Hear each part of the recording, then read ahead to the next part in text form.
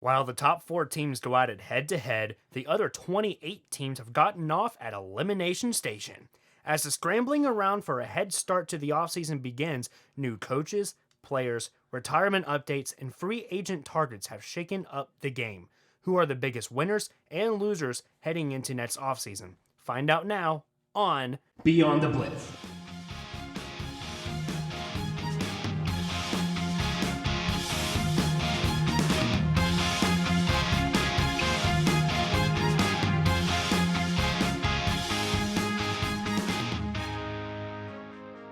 And good afternoon, morning, or evening, ladies and gentlemen. Blitz Crew back at it as always. Brandon Wells, Justin Rogers, special guest today, rejoining us once more. Morgan Pangle, how you doing, buddy? I'm doing excellent. Glad to be back on the show. Glad to be talking football with you guys. Absolutely, I'm happy to have you, dude. You're a great guest. All right, now, got to start out with quick rapid-fire questions for our guests. See exactly, got to test their football knowledge, see if they're worthy of being here with the Blitz Crew. So, Morgan, are you ready? Born ready. Question number 1. Is Ryan Tannehill the Titans franchise quarterback? No. Explain. Ryan Tannehill is old. He did not show a lot of success in Miami. And while he has looked good for this Titans team, I think he benefits off of an astounding run game and a coach in Mike Vrabel that is able to scheme around Tannehill's inconsistencies and to provide him weapons to use. A.J. Brown has had a great rookie campaign, whether it was Marcus Mariota or Ryan Tannehill. And I think that overall Tannehill is not this franchise QB. He's looked good in the postseason. He looked good near the end of this season. They may have him for a year or two more, but he is not a long-term solution for this team. I'm going to mark that up as a hot take. Next up, is Marshawn Lynch coming back next season? In his press conference, Marshawn Lynch said something along the lines of, keep your money, look out for yourself, talking about the players. I don't think Lynch is coming back next season. I think more Lynch's 3-week contract with the Seahawks was more of a publicity statement for him, but I don't think Lynch is back next year. I think Lynch really hangs up the cleats. Don't think he's coming back next season. While Tom Brady is in the midst of retirement and Lamar Jackson is about to hoist up the MVP trophy, Morgan, my question for you is Patrick Mahomes actually the best quarterback in the NFL? I don't know if Patrick Mahomes threw for 30 touchdowns this season or over 5,000 yards, but in terms of being a complete quarterback, Patrick Mahomes is the best quarterback in the NFL. Patrick Mahomes has the arm to sling it as far as he can to a variety of wide receivers, whether a fast slot receiver or someone tall and agile like Sammy Watkins. Mahomes can do it all. He's mobile. He's got a good arm. He has a great pocket presence. He possesses all the traits a great quarterback does. I think Mahomes is the best quarterback in the NFL right now. Speaking of Lamar Jackson, 0-2 in the playoffs. Will he ever get over the playoff hump? I think he will. He's being coached up by one of the best coaches in the league right now, John Harbaugh. And Lamar Jackson's a very talented quarterback. Of course, has some inconsistencies in the passing game and definitely had a lack of playoff experience. Collapsed against the Chargers last year and is just young and still getting his feet wet in the league and just doesn't have that playoff experience that other quarterbacks have seen. I think he'll definitely get over the hump. Just needs more time in the NFL. Just needs more time to kind of mesh with this team. He looked great this season. It was just, I think, inexperience that ruined him in the end. Legends Bill Cowher and Jimmy Johnson are the first two members of the new Hall of Fame class. Who else would you like to see this year? I would love to see Rondé Barber this year. Of course, he is not a semifinalist or finalist by any means, but Rondé Barber has been a case for me to be in the Hall of Fame for quite some time. I'm just going to run some stats by you guys real quick. Ty Law, a current Hall of Famer, in his career had 838 tackles. Rondé Barber had 1,231 tackles. Ty Law had 53 interceptions. Rondé Barber had 47 interceptions, 6 less. Rondé Barber had 28 sacks to Ty Law's 5 sacks. For a corner to have 28 sacks is quite remarkable. Barber's 197 pass breakups completely destroys Ty Law's 108 pass breakups. In terms of tackle for a loss, Rondé Barber has 88, while Ty Law finished his career with 19. Rondé Barber finished his career with 12 touchdowns, while Ty Law finished his career with 7 touchdowns. Rondé Barber beats Ty Law in every statistical category except for interceptions, but Ty Law is in the Hall of Fame and Rondé Barber is not. I would love to see Rondé Barber get some more consideration, being a cornerstone on one of the greatest defenses in NFL history in that 2002-2003 Buccaneers defense. I would love to see Rondé Barber in the Hall of Fame. There's definitely a lot of players I would see before Rondé, but Rondé was definitely a fun player to watch when I was growing up as a kid. He was a core of that Tampa Bay defense for a very long time. Oh, definitely. Now, we have a national champion. LSU Tigers have defeated Clemson. Let's go LSU. Two of the best quarterbacks in the business. What are your thoughts on Joe Burrow and Trevor Lawrence? Joe Burrow at the beginning of the season, I had asked a couple of my friends who were LSU fans what they thought of this emergence of Joe Burrow, and they were a bit skeptical about Joe Burrow's sudden success. However, as the season progressed, they really fell in love with this new Joe Burrow and the scheme they put him around. I think Joe Burrow is a very talented quarterback. He's got the arm talent to make in the NFL. Trevor Lawrence is recognizable from almost anywhere on the field, anywhere in the stands with those flowing locks. Trevor Lawrence is an incredible quarterback, has a couple turnover issues, but has made that Clemson offense look incredible. A great next step from Deshaun Watson. Clemson fans have not been shortchanged of great quarterbacks, and I'm a big fan of Trevor Lawrence. Really wish he could just declare for the draft right now and go out and play for a team. Really want to see this guy in the NFL, but excited to see him play one more year for Clemson. Yeah, I mean, I think Trevor Lawrence could be the next real deal in the NFL, so I guess we'll measure that as the time goes on. Hopefully he doesn't get hit by the injury plague. Most intriguing sophomore campaign, Morgan, in this upcoming season? That's a good question. I'm going to give you Dwayne Haskins on this one. Dwayne Haskins is going to solidify that starting job for Washington and is going to show that talent he showed in Ohio State, that big arm he had. He had some accuracy issues, but I really think he's going to come into his own. Terry McLaurin is looking like a true number one wide receiver for that Redskins offense. Darius Geis, if he can get over that injury bug, is looking like he can be that running back. Dwayne Haskins, he's putting it together. Dwayne Haskins can put it together, and this team could be good. He just needs some more experience out there. Survey says that answer was correct. Yes. Biggest shock of the season, what do you got? Whether it's one moment or just a whole kind of string of events. Biggest shock of the season. I mean, I'd really love to say the Titans really dominating the Ravens in almost every facet. This was a very intriguing season, of course, and there was a lot to marvel about. I mean, Andrew Luck retiring at the beginning of the season was something that no one really saw coming, except for maybe his offensive line. But the Titans beating the Ravens, which we'll cover later, was one of the most shocking things, in my opinion, this season, because the Ravens, and as a couple of my buddies put it, they wouldn't even watch the game because they thought it was going to be boring. The Ravens were going to slaughter the Titans, and the Titans came out with an excellent game plan. They were able to limit Lamar Jackson's effectiveness on the ground, and while he had a lot of yards, they were able to limit that translation to points. The Titans had a great game. That just really shocked me. I woke up the next morning, was like, wow, that's pretty incredible. Anyone who expects a blowout after Derrick Henry's amazing performance doesn't know what they're talking about. Yeah. Like, with Derrick Henry on the field, you can win a football game. That's end of story. Interesting topic coming up right here. It's kind of something that not other people know about, but former NFL receiver Chad Johnson, legendary receiver, is trying out to be a kicker in the XFL. What do you think about that? Chad Johnson, a.k.a. Ocho Cinco, a.k.a. Ocho Cinquem. This man is about to be the greatest kicker the XFL's ever seen. I loved Ocho Cinco growing up. Thought he was an incredible wide receiver. Would love to see this guy be a dominant kicker in the XFL. I'm about to print 350 T-shirts that say Ocho Cinco, more like Ocho Cinquem. Get yours today. I want to see him go to the Vipers. Final question.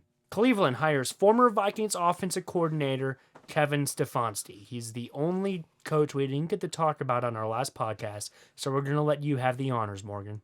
This wasn't a standout hire for me. Kevin Stefanski's been able to scheme around this Vikings team. I mean, Dalvin Cook looked incredible this season in terms of kind of having one of those bounce-back seasons people were hoping he was going to have, and I think that does a lot with the scheming of this offensive coordinator. With a lot of qualified coaches out there kind of just sitting at home, Hugh Jackson to name, I'm surprised the Cleveland Browns took the route of snatching that offensive coordinator from the Vikings, and the Browns faced a lot of scrutiny after the Vikings were only able to put up 10 points against the 49ers.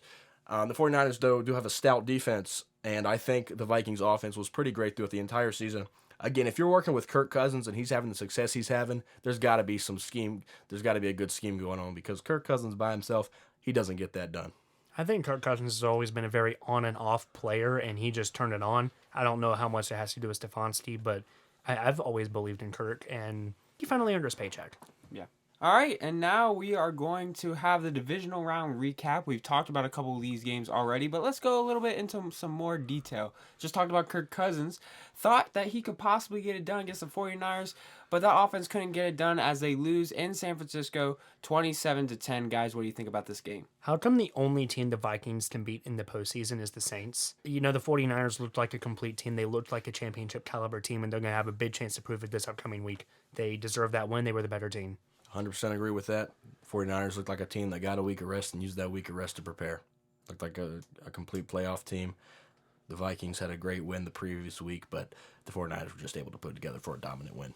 I think for me, the 49ers, there were a couple times where they made mistakes, but they cleaned up those mistakes really well in this game. So I can see them, and we're going to talk about the Packers later, but I can see them going into a game like against the Packers, and yes, they might make a couple of mistakes against a really good Packers defense, but I can see them cleaning that up. And I think that Jimmy Garoppolo in his first ever start in a playoff game, he looked like he's been a playoff vet the last couple of years, even though this is his first ever playoff game, so kudos to him. Correct me if I'm wrong, the one thing that I feel like is almost the most important thing on the field is your ability to clean up mistakes. Yes. Every team in the NFL is going to make mistakes. It's how you come back from those. Oh, yeah. And kudos to the 49ers on a 3-score win. Like, in the postseason, that's impressive. Oh, no, that defense is fantastic. So now I think probably the most shocking win for any team this season, the Titans going into Baltimore and beating the Ravens 28-13. What do you guys think about this game? I think that Coach Vrabel is doing a great job in Tennessee right now. He should be considered for Coach of the Year. Coach of the Year. Well, I mean, that's going to go to Matt LaFleur. I think that there's no other candidate there.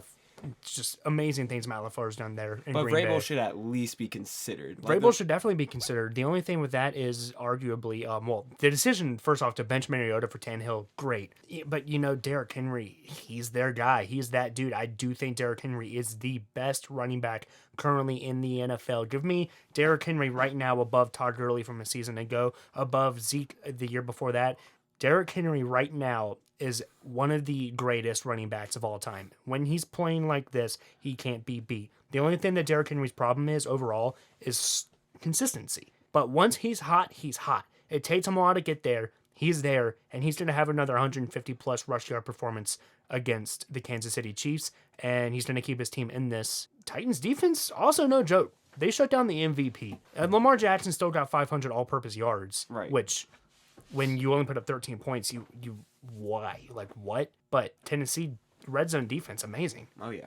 As I mentioned earlier on the podcast, this was my shock of the season because this Ravens team, I was sure had talent at every level and would completely expose the Titans team. I thought had a lot of weaknesses. Derrick Henry proved me wrong, like he proved Earl Thomas wrong by shoving him to the ground. I truly believe that this Titans team has come a long way from getting blown out by the Broncos to now being able to make a deep run in the playoffs. I don't think they'll do much against the Chiefs, to be 100% honest, but this win I think is incredible for them. You would have said the same thing about Baltimore a week before that. This team can compete with true. anyone. Yeah, I think with the Titans, the fact that they're doing so much with so little in the passing game is insane because the last two games we've seen Ryan Tannehill throw for under 100 yards. But the fact that Ryan Tannehill is coming through in the clutch and throwing touchdowns and not turning the ball over, that's also really helping this team out. The fact that also on 4th and 1, they stopped them, I believe, twice on 4th and 1, which was unheard of during the regular season. So, yeah, you got to definitely give it up to that defense, get up to Derrick Henry, and again, Mike Vrabel, fantastic coaching on that side. And to win in Baltimore, just great. It's good to see the Titans go on this storybook run. And now we have who they're going to play in the AFC Championship. The Kansas City Chiefs playing against the Texans and getting the 51-31 win. Didn't look like the Chiefs were going to win this game at all, down 24-0, but they rolled back, steamrolled this defense, outscoring them 51-7. What do you guys think? Yeah, I mean, Justin, this was the most entertaining first half of a football game ever. Houston was up by 24-0 in the first half. The halftime score was 28-24. Like, what? Kyle Shanahan must have masked himself and went out in the booth and started coaching for the Texans in the second and third quarter. Like, yeah, the Texans looked good, and then the Chiefs looked better. Amazing.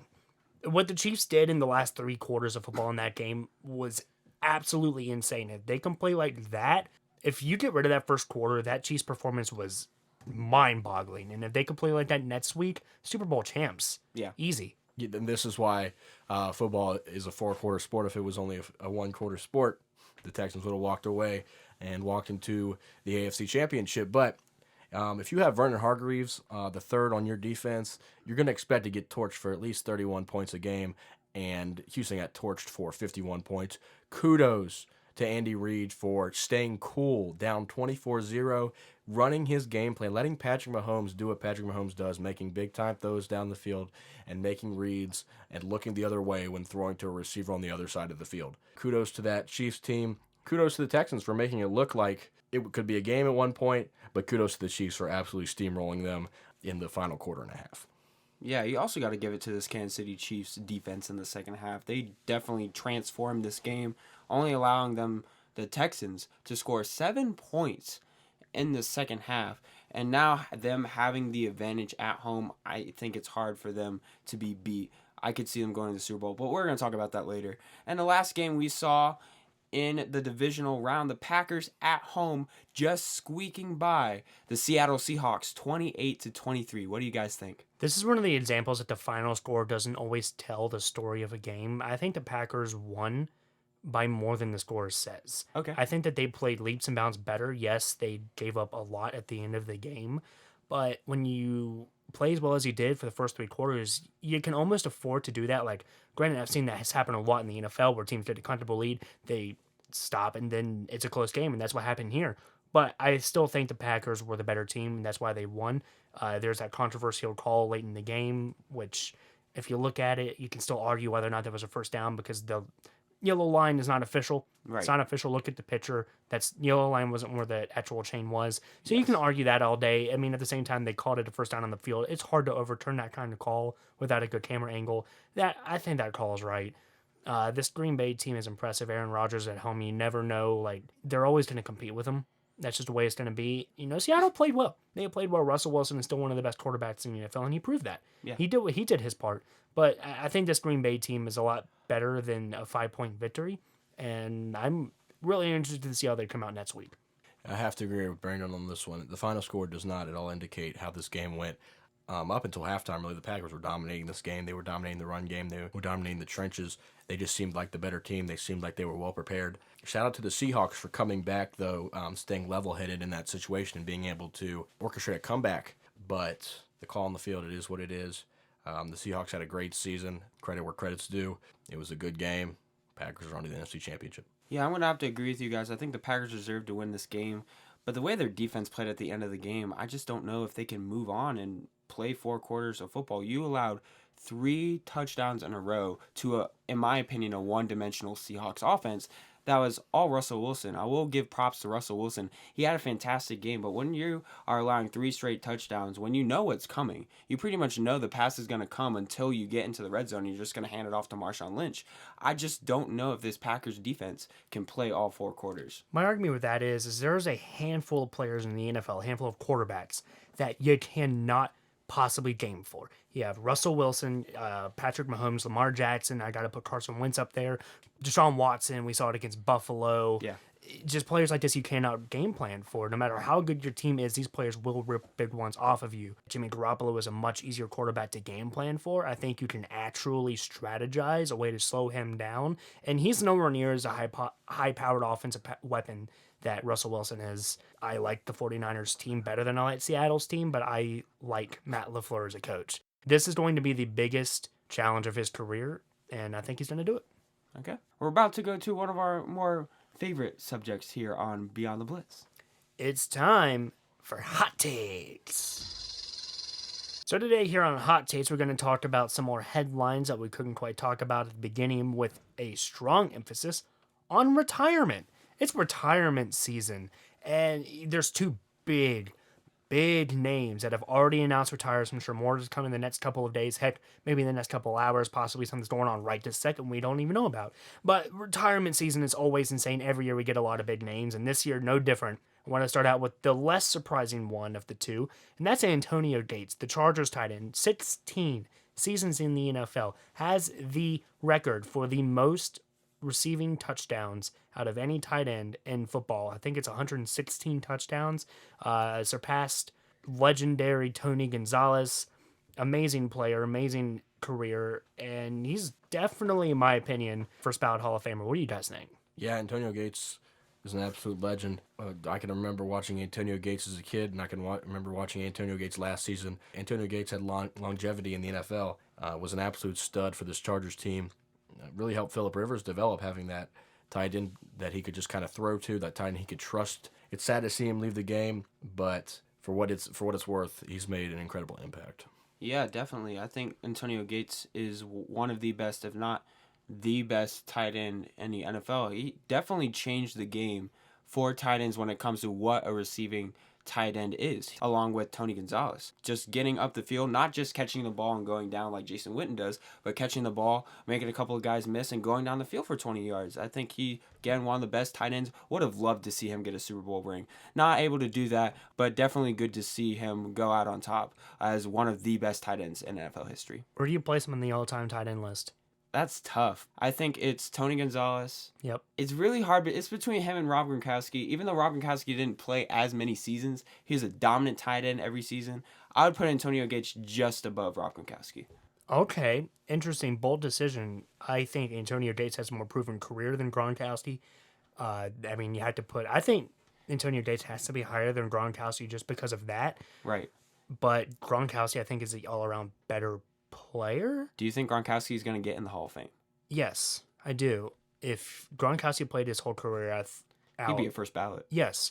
If Gronkowski played a full career, he would have been ahead of Gates, in my opinion. Yeah. But I have Tony Gonzalez, I have Shannon Sharp, and then I have Antonio Gates. Okay. I think those are the top 3 best tight ends of all time. And I'm telling you right now, in 15 years, we're going to be talking about Travis Kelce. Oh, definitely. But we were just talking about Gronkowski, an early retirement.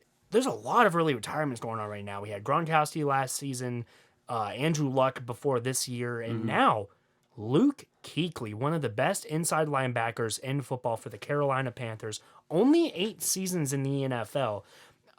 There's a lot to talk about here. A, was this the right move? B, how will the Panthers replace him? Luke Kuechly, when he played, was a very hard-hitting linebacker. He would have his head, his nose in every single play, whether it was a tackle for a loss in the backfield or whether he was running down the field to catch a receiver. Luke Kuechly was dominant on the field, and he played with that aggression every single game. Was this the right move for him? Of course, he released a video on Twitter giving an explanation on why he retired. Of course, we can't give justification for why he retired or why he didn't because we aren't Luke Kuechly, but Luke Kuechly, at the end of the day, made that decision, which I think is a good decision for his future, for his health, and we lost a great linebacker, but glad he's able to move on from the NFL. Yeah, it's really hard to see some of these guys right at the peak of their career retire because if he would have played an extra 3 to 4 years, first ballot Hall of Famer, absolutely one of the best middle linebackers probably to ever play the game if he played a couple more years, but definitely in this century, in the 2010s. I mean, we just ended this decade, one of the best to play his position.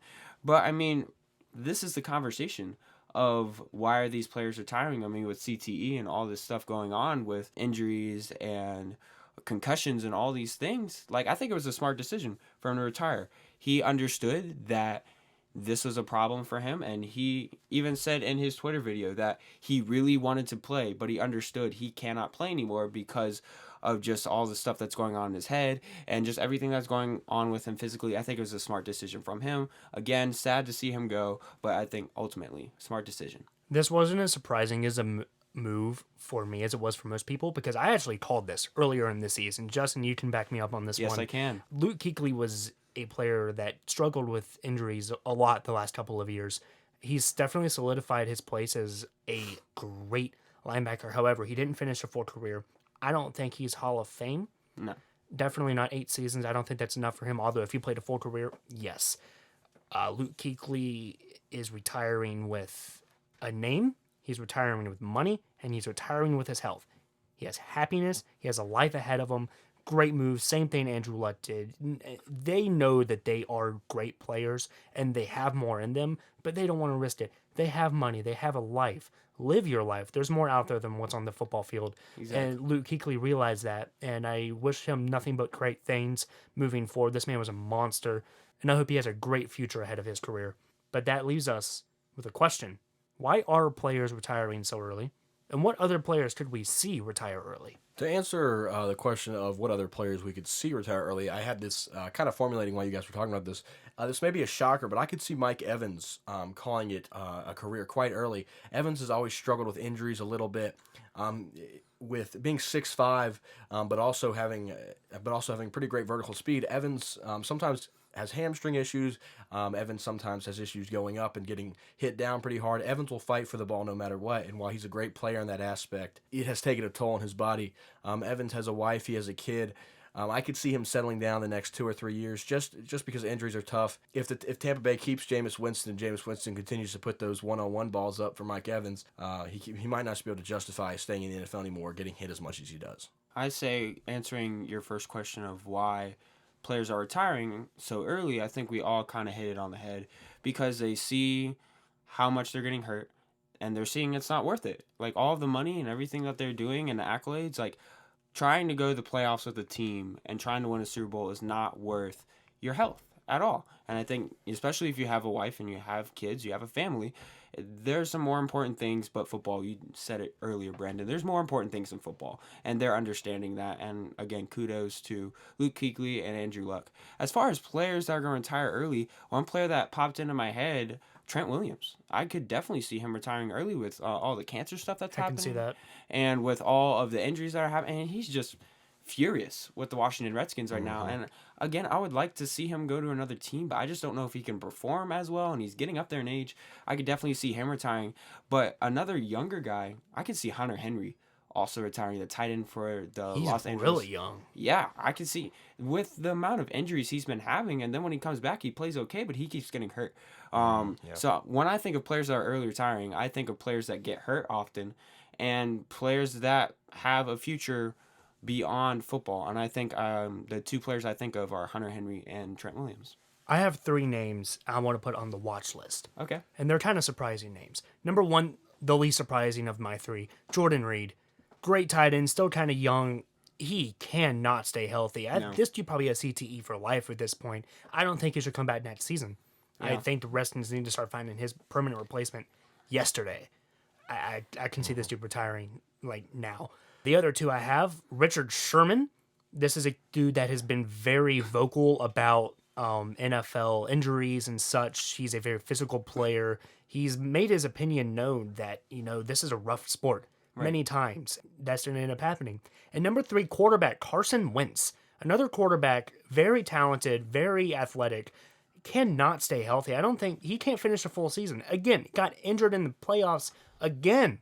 Carson Wentz, great player, but I think he should call it a career within the next 3 seasons. Yeah, I would definitely see that as especially if he retires the next couple of seasons. I could see that as an Andrew Luck type situation because he just signed a huge contract with the Eagles this past offseason. So that would be very interesting if that actually happened. Yeah. All right, and now we're going to start predicting the conference championship. Who is going to be in the Super Bowl? We're going to talk about the AFC championship first. Titans going to Kansas City and playing the Chiefs. Guys, who do you have in this game and why? This is the Titans' 3rd straight playoff road game against a better regular season team. I think their luck is going to run out. I like this Kansas City team. I like Patrick Mahomes. He's hungry for a ring, and I think Mahomes is going to get it. A young Mahomes with a powerful offense like he has now. So many offensive weapons. Titans won't be able to keep up. Patrick Mahomes will do it through the air. Henry will do it on the ground. Eventually, you're going to get more passing yards than you will rushing yards, and that's why they're going to win. Had the Chiefs not put the pedal to the metal last week and scored 51 points, I may be hesitant to pick them given the Titans' recent success and overall grit they've showed throughout the playoffs. But the fact that this Chiefs team in the playoffs put up 51 points, showing no mercy to a team they were down 24-0 to, not only shows the mental toughness of this team, but just the offensive explosiveness that the Chiefs possess. I think, like Brandon said, the Titans have been playing well, but their luck is just going to run out. Patrick Mahomes is hungry for a championship. He's hungry for a Super Bowl ring. One D4 offside last year potentially gives him a chance at a Super Bowl ring. He's hungry for a ring. I think he's going to go out and give me the Chiefs. It's interesting that the Titans coming into this game have beaten 3 playoff caliber teams, including the Chiefs. They beat the Chiefs earlier this season with Pat Mahomes healthy. Let's not forget about that. But that game was in Tennessee. This is different because it's an Arrowhead, one of the loudest stadiums in sports. So that definitely has a lot to do with this game. I think a lot of people, when I talk to them, they say, oh, the Titans are going to win this game because they're going to run the ball with Derrick Henry. And I think he's going to get 150-plus yards in this game. And so far in the playoffs, when he gets 100-plus yards, Titans win. But in my opinion, they have faced a zero-dimensional offense in the New England Patriots because they had no offense. They faced a one-dimensional offense in the Baltimore Ravens because they just had the running game with Lamar Jackson. But this Kansas City Chiefs offense is different because they have Pat Mahomes who can pass the ball, but then they have a committee of running backs in the backfield who can also run the ball for this team. So, yes, the Titans are going to score points with Derrick Henry, but I think the Kansas City Chiefs are going to score more points. They're going to win this game. They're going to go to the Super Bowl. And now we got the Packers barely getting by at home, and now they're going to go to San Francisco and face a 49ers team that looked pretty good against the Minnesota Vikings. What do you think about this, guys? I'm going to say the same thing I've said the last, 10 or so times you've asked me about the Packers. They're my Super Bowl pick. Now they're here in the NFC Championship game. It's bound to happen. I want to see a Rodgers and Mahomes Super Bowl. I think Green Bay has the team to get it done. Green Bay has been another team that struggled with consistent play. The record isn't the full story. I don't think that this team is as good as their record shows. I'm going to be honest right now. Their regular season performance is not as good as the second seed that they got. They kind of got lucky to get the home field advantage that they received. However, this is still a team I like. In the postseason, I like their weapons. They have so many targets. Aaron Rodgers, Aaron Jones, and Devontae Adams is a terrifying trio. The 49ers have a great defense. They'll be able to slow them down, but not enough. Rodgers will outpace Garoppolo, and the Packers will proceed to the Super Bowl. Bang, bang, Niner gang. I have got to take the 49ers in this game. This 49ers team has been hot. In the past 6 games, they've just been so great. And what's really, in my opinion, been the reason for that is the city of the whole Bay Area has just rallied around San Francisco. Bay Area legend E40 dropped a track, Bang Bang Niner Gang, which is now certified gold and has t-shirts on the official 49ers website. This Bay Area has rallied around the 49ers.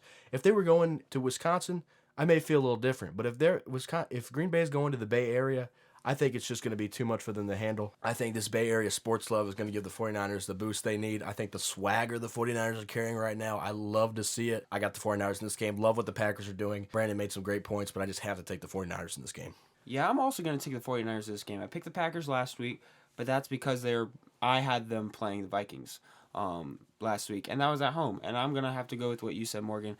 I don't think the Packers can beat the 49ers in San Francisco. But also, like I said earlier, I just have a feeling that their defense can't play all 4 quarters.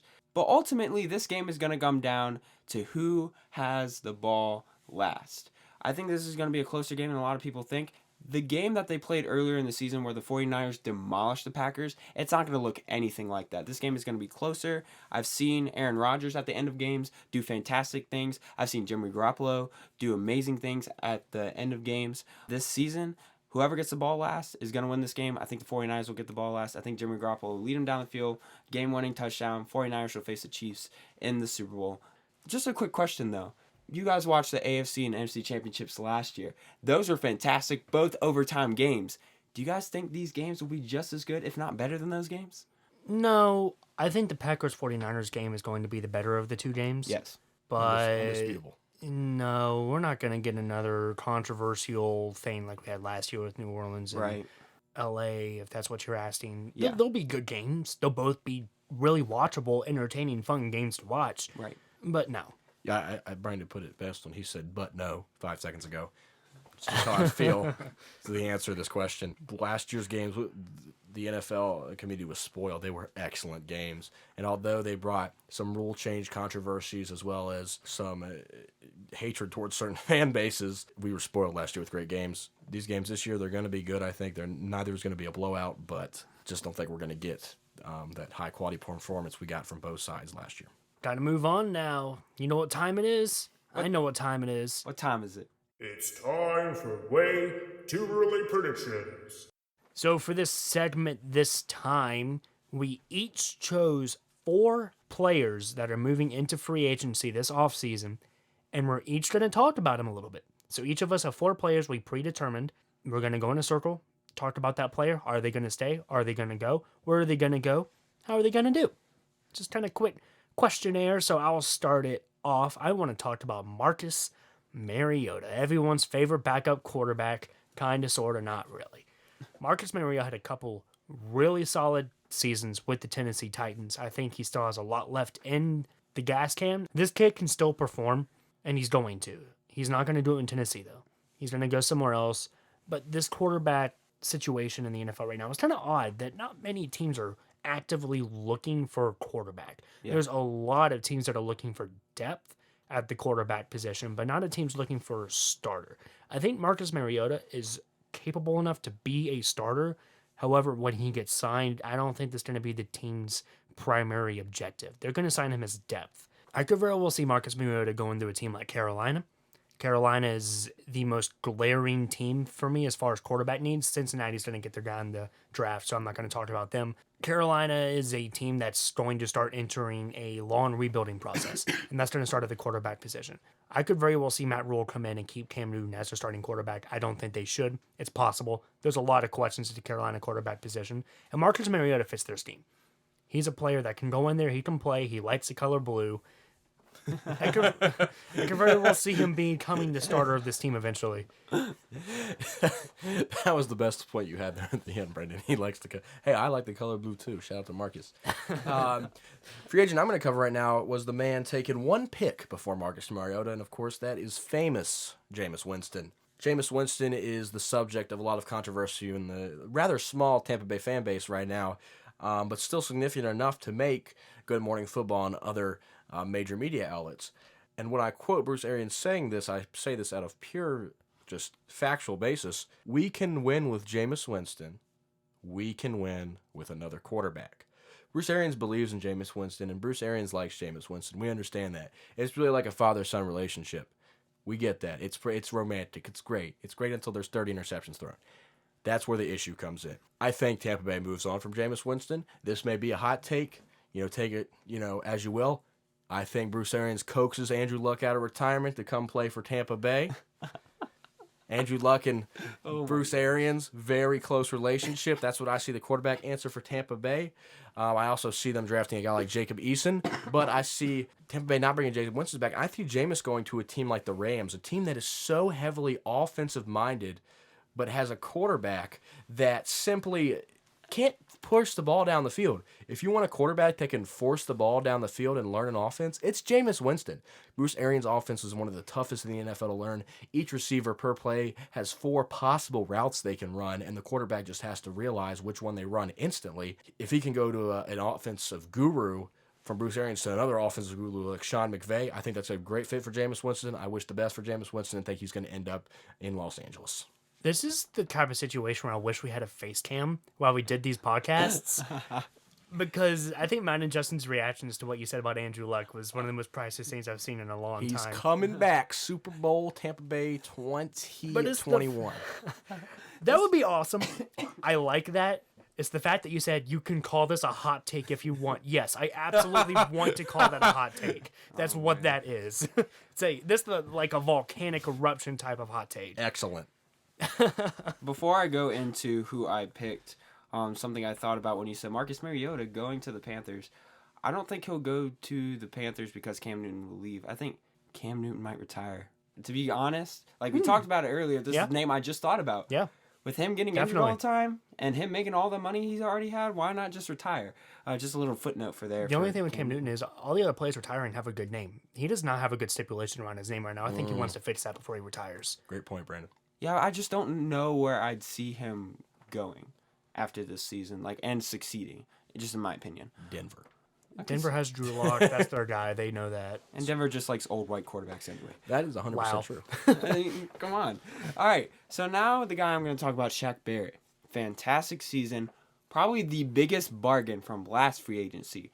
The Buccaneers had almost no cap space whatsoever for last free agency. And they came in, scooped him up. He led the NFL in sacks this season. I just don't see the Buccaneers bringing him back. I just don't see them having the cap room to bring him back because he's going to demand a lot of cap. When you led the NFL in sacks, you're going to demand a lot of money. And one team I could possibly see him go to is a team that needs to build up a defense. They have a defensive-minded head coach, a team that has, I believe, a top 3 pick in the draft, the Detroit Lions. If they can get a guy, I think they got Trey Flowers last year.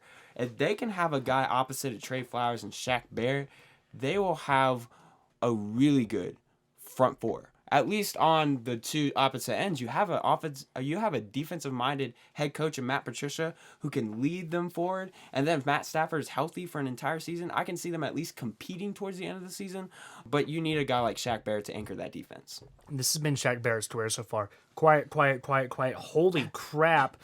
He's about to go back to quiet. He's about to be a Vic Beasley type of player. One amazing year, absolutely nothing after that. I would love to see him in a Detroit uniform, but I don't think he's going to perform anything like he has this season ever again. Yeah. My next name I want to talk about is a player I've been very high on his whole career, and that's Robbie Anderson. He hasn't done anything mind-boggling in New York, but again, he's been a Jet. Not a lot of players who wear Jets uniforms play well. Not even Le'Veon Bell can make the Jets uniform look impressive. Robbie Anderson's going to leave the Jets, and he's going to go on to have amazing success somewhere else. There are a lot of teams that need top caliber receivers, and Robbie Anderson, I believe, is a top 15 talent at the receiver position if he's given a good team, a good scheme, and a good quarterback. Robbie Anderson is going to go to the Denver Broncos. Okay. Interesting, because one of the receivers just got named to the Pro Bowl. Cortland Sutton just replaced DeAndre Hopkins in the Pro Bowl. We can talk about that all we want. I don't agree with that at all. Denver's a team that is rebuilding. They have a young quarterback. They now finally have some proven talent on both sides of the ball. Robbie Anderson's going to spice this team up a lot, and they're going to be fun to watch on offense for the first time since Peyton Manning was there. Okay. My next player I have here is Yannick Ngakoue. Try to say that 5 times fast. I bet you cannot. Yannick Ngakoue. We are not all nearly as talented as you are, Brandon. Anyway, speaking of Yannick Ngakoue, the pass rusher for the Jacksonville Jaguars, I believe they will not bring him back. They are loaded with pass rush talent. They have Calais Campbell on one end who can both play the run and rush the passer, as well as Josh Allen. They've got a solid interior defensive line. To me, Ngakoue is a premier pass rusher, and I think Ngakoue understands that and is going to demand more money than the Jaguars are willing to give him. I think Ngakoue hits the free agent market and finds himself on a team that desperately needs some pass rush help. And Justin low-key kind of stole this from me, but I had him going to the Lions. The Lions are in desperate need of pass rush. Trey Flowers is good, but he commands all the attention. Snacks is a run stuffer. That's it. They need that guy on the other side that's able to draw some attention so Trey Flowers doesn't get doubled all the time. I think that guy can be Yannick Ngakoue. Assuming they don't get Shaq Barrett, like Justin said. Excellent take by Justin there. But I think he possesses that pass rushing ability, that raw pass rushing ability that Matt Patricia wants. Still looking for a breakout season. I think if he signs with the Lions, he gets it next year. Somebody I'm talking about now, Amari Cooper. I do not think the Cowboys are going to bring him back, mostly because they will not have the cap room to bring him back at all. I think they should have signed Amari Cooper rather than Zeke. They could have gotten another running back. Maybe not to perform as well as Zeke, but I think running backs are easily replaceable in the NFL. At least the easiest position to replace in the NFL. I think Amari Cooper, even though towards the end of the year, he did not perform well. So also another reason why the Cowboys might not re-sign him. I still think he's a number 1 wide receiver in the NFL, one of the most talented receivers in the NFL. He just needs to go somewhere where he can be a deep threat, where the quarterback has a big arm. I had this hot take for the entire 2019 season. Unfortunately, the Bills didn't win the AFC East in 2019. But if they get Amari Cooper, we're going to play it. The Bills are going to win the AFC East. We're going to play that replay, that soundbite that I have. The Bills are going to win the AFC East in 2020. One of the reasons is they will get Amari Cooper. We're still playing that soundbite every single podcast in the offseason. I hope you know that. Oh, no, we will. Next player I want to talk about, I want to talk about Eric Ebron a little bit, but we're having to cut down a little bit due to time constraints. I want to talk about Kendall Fuller. I want to talk about a defensive player. Kendall Fuller, the Kansas City Chiefs cornerback, is a player who has kind of been lackluster this year. When he signed with the Chiefs, we were like, this is going to be great. And he was pretty good his first year in Kansas City, but he was still better as a Redskin. I don't think this kid has performed as well as he should have. I think the Chiefs need to let him go. They have a lot of studs on their team. They need to start planning for far in advance, and Kendall Fuller is going to be a casualty to that. Kendall Fuller is a player with a lot of talent, still a number one quarterback on most teams. I don't know who he's going to go to, per se. I could possibly see him go back to Washington. They really need a cornerback, especially after the catastrophe that Josh Norman became. I'm going to see him going back to Redskins this offseason. They need defensive help, and Kendall Fuller already knows that team. The last guy I'm going to talk about today is Byron Jones. And Just was talking about Amari Cooper. Following some Cowboys news sites earlier in the season, Jerry Jones expressed some interest in bringing back Amari Cooper and Dak before considering bringing back Byron Jones. So I have a strong feeling Byron Jones will hit the open market. Byron Jones, in my opinion, is a good corner, is not a incredible corner, but has an incredible vertical jump and can make plays off the ball. He can play safety if need to. He can play corner. And really just provides that number one guy, that vet, if you have younger players in the secondary. A team that I could see definitely going after Byron Jones is a team like the Kansas City Chiefs, assuming they get rid of a guy like Kendall Fuller, bringing in a guy like Byron Jones who is proven and can work with a guy like Tyrann Mathieu and work to kind of get these younger guys on defense up to speed. This Kansas City defense can be mean. This Kansas City defense last year was not very good. This year has shown improvement under some veteran leadership. I think with a guy like Byron Jones locking up one side and Tyrann Mathieu really playing that strong zone safety role on the other side, this Chiefs team can have a dominant defense. So I see Byron Jones hitting the open market, the Chiefs putting a pretty good bid on him, and he going to Kansas City. I could definitely see him replacing Kendall Fuller and having a Marcus Peters type role in Kansas City. All right, so for my third player, it's somebody we have to talk about here. It's Tom Brady. I think Tom Brady is not coming back to New England, even though some people are saying, like, yeah, he could come back, but I think he's demanding way too much money for a 42-year-old quarterback. He does not deserve the amount of money he wants. Also, he said that he's ready to play. He wants to play, and the fact that he said that, along with everything that he's demanding from the Patriots, I think he's going to leave. And one team, I don't think he'll go to this team, but I would love for him to go to this team. I would love to see him go to the Chicago Bears.